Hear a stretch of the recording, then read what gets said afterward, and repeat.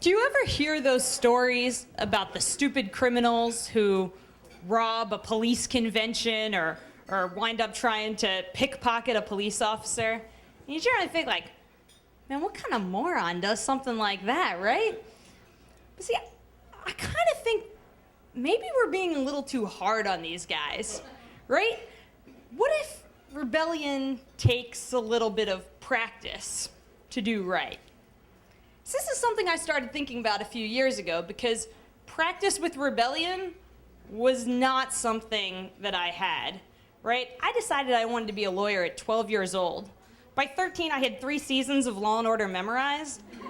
And by 14, I was pretty much deciding all of my conduct on the basis of, can I still get admitted to the bar if I do this? By college, I was a huge hit at parties. All of which is to say that when I found myself in a Paris metro station thinking, maybe I should just jump the gate, it was a little unusual. Now you're probably sitting there going like, man, who jumps the fare gate at a metro station, right? Just go buy a ticket like everybody else. But let me say, in my own defense, that I had a metro card, that the machine glitched and wouldn't work. I was late for class, and there was a line full of tourists. I couldn't wait for the one harried station agent to explain all of them how to count out their money. And the thing is, when you're the only American in a class full of French students, you try to avoid walking in with a giant neon sign that says "Rude American" pretty much flashing over your head. So there I was, looking at the row of gates and thinking, maybe I should just jump it. Now the thing you have to understand is it's not like the SEPTA turnstiles that we have here where all you gotta do is just hop right over and then you're on your way. The Paris metro station, the way they set up these fare gates is first there's about a waist-high gate that slides open, a little bit like the turnstile, and then just beyond that there's about a 6-foot-tall door. And the door unlocks when you tap your fare card or put your ticket in, and then you can push through it once you've walked through the gate, but it locks again when it closes until the next person taps their fare card.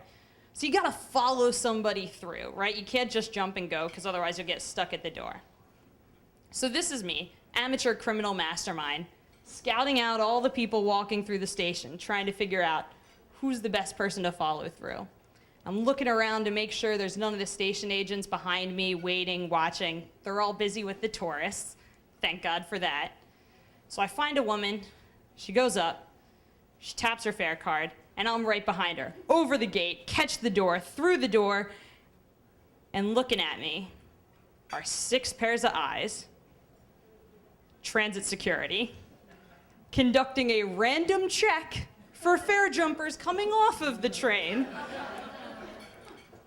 I barely have time to process my way through a good French curse word before 3 different officers have me up against the wall. And they're yelling at me in French.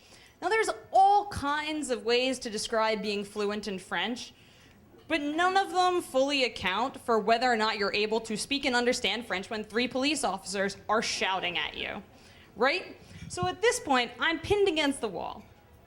I've got my fare card in my hand, the one that wouldn't work in the machine. It's still in my hand, and I'm desperately trying to explain, right? I tapped, and it turned red, it wouldn't work, and the door wouldn't open, and then I tapped again, and it still turned red, and I'm late for class, and the tourists, and none of the verbs are conjugated, right? I'm not making any sense at all. They take the card out of my hand, they're scanning it with the machine, and I'm still standing there, because everything's quiet. I think, are they gonna call my school? Or are they gonna call the embassy? Is this how Locked Up Abroad starts? Like, this is my whole life flashing before my eyes here. I've got my best terrified dumb American face on, which wasn't hard, because I was a terrified, very dumb American at that moment. And so finally, the officer lets me go, hands me my card back, and just says extremely sternly, "Can't do that, you can't jump the gate."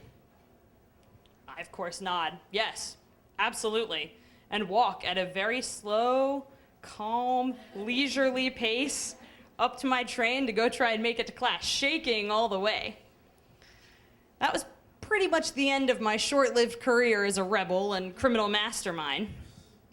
And that stuck with me so that even this past weekend I was taking the subway down to the stadium complex in Philadelphia. and the cashier wasn't there. I needed to pay her for the token, and my friend goes, maybe we should just jump the gate. Absolutely not.